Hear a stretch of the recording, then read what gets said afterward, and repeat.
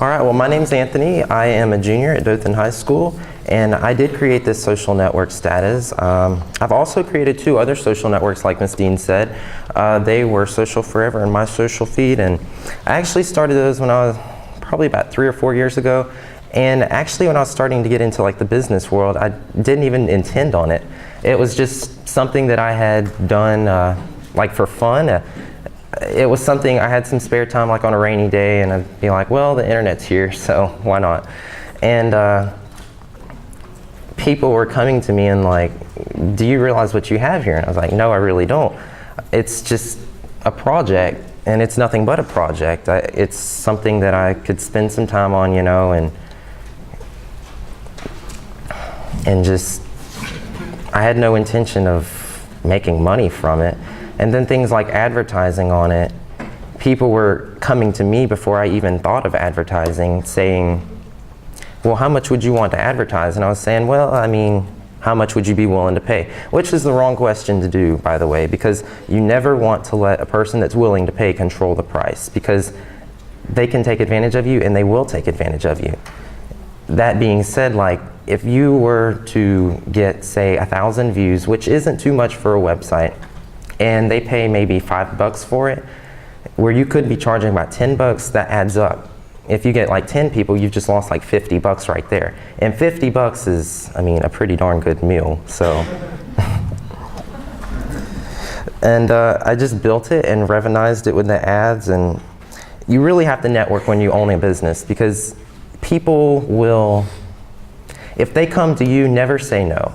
You always have to say, yes, actually, I do have something for you to do, whether it being just telling your friends or whether it being just, can you do small tasks for me, like maybe checking over the grammar, because if you even have like a mispronunciation, or not mispronunciation, but like a typo, you know, if you get a legitimate business offer and they're going to say, oh, well, you're immature, you have a typo, and you just lost a whole business offer. Which business offers you could, if you sell a website or sell a company rather, because I consider this a company, because I have a team that works across the country. I do make money from it. I do have an audience. I do have a purpose.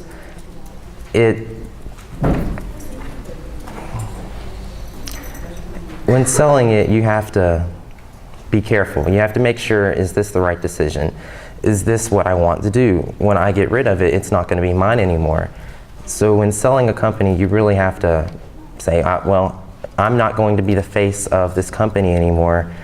And yeah, you'll get some money from it, but you really have to make sure and come up with a contract, because copyright laws are so strict that you could, like trademarks. Walmart, if somebody were to sell Walmart, and Sam Walton, if he were still alive, he would still be known as the Walmart guy. And people would still call him that. But the new owners, which China now owns Walmart, so the Chinese would be kind of upset by that, but they can't do anything about that. But you have to have a strong contract, because Sam Walton could actually be sued for that kind of thing, because he is known as the Walmart guy. But because the general public knows him as the Walmart guy, Walmart is a trademarked word, so he could be sued for that kind of thing. So you really have to be careful in business things. In saying that, you do have to have like an adult figure, or not rather an adult figure, but you have to know what you're doing legally, because somebody can really mess you up if you say the wrong thing. You can be sued for the smallest things, like McDonald's being sued for hot coffee. I mean, coffee is hot. That's common sense. You would think that, but we live in such a scummy society that people will do anything for money these days. So, like I said, you have to always have an intention. You can't just say, I'm just gonna do whatever. I'm just gonna create this stuff, or I'm just gonna open a business. Like he said, you do have to have a business plan, because you have to know where your money is going. You have to know why you're gonna spend it and where it's going. You have to know who your audience is, because if you don't know who your audience is, you don't know what you're projecting to. If you say you own like a nail company, like those fake nails things that girls put on, I mean, you're obviously not going to be appealing to like senior citizens, male senior citizens, so you're going to be trying to get into like those teenage magazines, like, I don't know, girl magazines.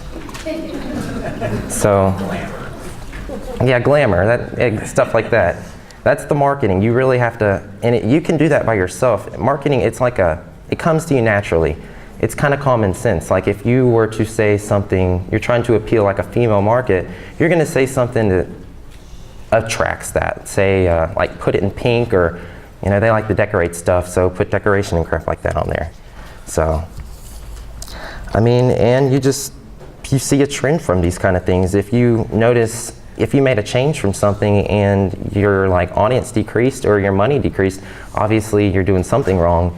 And it's important that you recognize your trends, because that's your audience that you're trying to keep engaged. And those are also your investors, like the advertisers, they pay. And if you make a change that they don't like, they can take their money back. Or rather, they can give you a bad reputation. And a bad reputation is just about one of the worst things that you can do. Because even if you do have money, you can't pay people to come eat at your restaurant. You're losing money from that kind of thing. A reputation is like your quality, your general quality, like the opinions. You can't pay somebody to change their opinion. You can influence it socially like our news does, but you can't pay to have an opinion changed, and you'll lose money that way. So, are there any questions? All right, and then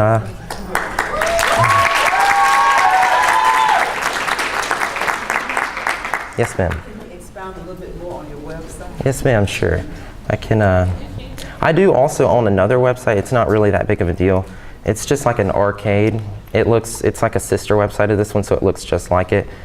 And I did also have the advertising on here. That was just like why not? I can earn money off of this too, so I did.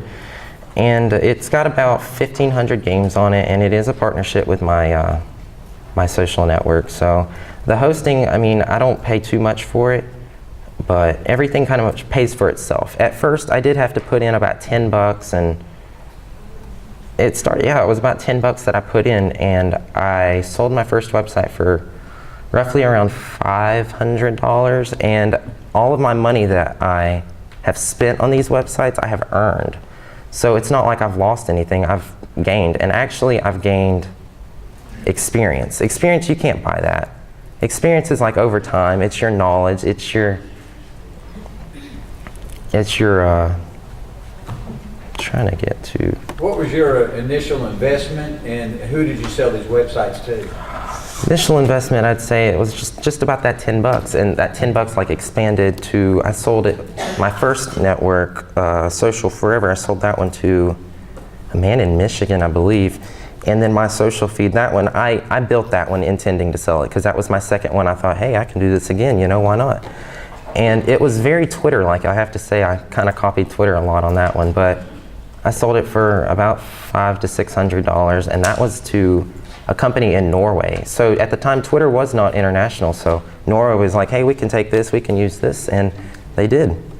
So, and then on my website, you can create profiles, you can have a blog, share photos, videos, like YouTube, and topics. I have like a big group discussion, groups such as like you would on Facebook. But the thing about this status is it's more teenager appealing, I'd say, because Facebook, it's like, okay, so poke wars, we've all had those before. And if you poke too many people, Facebook will actually ban you off their website. And so status is just, we see that you're trying to have fun. It's not aggressive, it's not like you're cyberbullying, but I do have strong terms of use and privacy policies on here against cyberbullying, because we did recently lose a student at Dothan High School about a couple weeks ago, and when somebody is in that kind of situation, you don't know what's wrong with them. They're not going to speak up if they don't want to seek the attention. So, you know, you really have to have the strong policies in there. And like I said, I don't ever treat abuse well, you know, because even if, say I were like 30 years old, or 40 rather, and my teenager was on here, and somebody was like calling him out on something that wasn't even true, you know, that's not cool. Facebook, they'll basically just ban you, but on here I have actually contacted local law enforcement of somebody that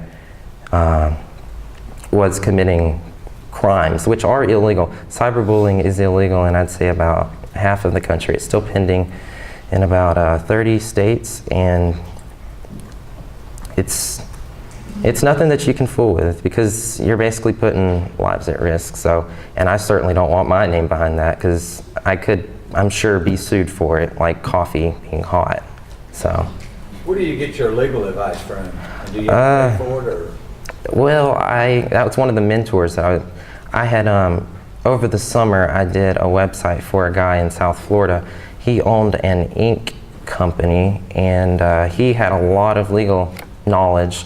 He also had a degree in it, rather.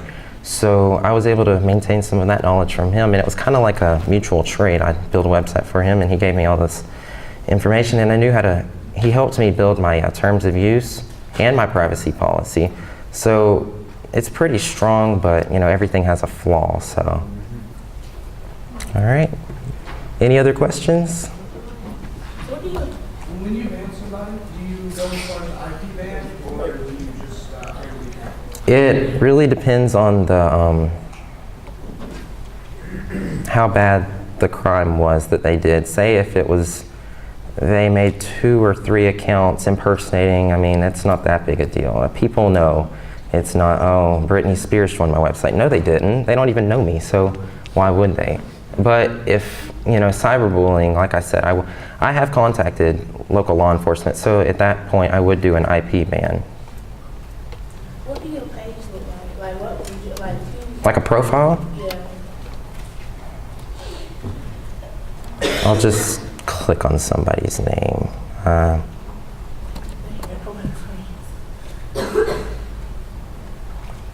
I don't even know who this is. I said welcome to him. But this is typically how your profile is. You can like, actually, if you were on MySpace, you know that you could have like a YouTube song on there, or you could have like a playlist. And that's something that a lot of people complained about on Facebook. And a lot of people didn't like that Facebook doesn't have a dislike button. And I was on there thinking, well, how can I incorporate this, a dislike and a like? So I did a thumbs up and a thumbs down. But to protect the privacy of those that disagreed with it, I made it to where you can't see who thumbs down, because that can easily start drama and stuff like that. But you can add a custom background. You can add, like, change the color of the grayness. You can add a YouTube song that can like automatically play or not.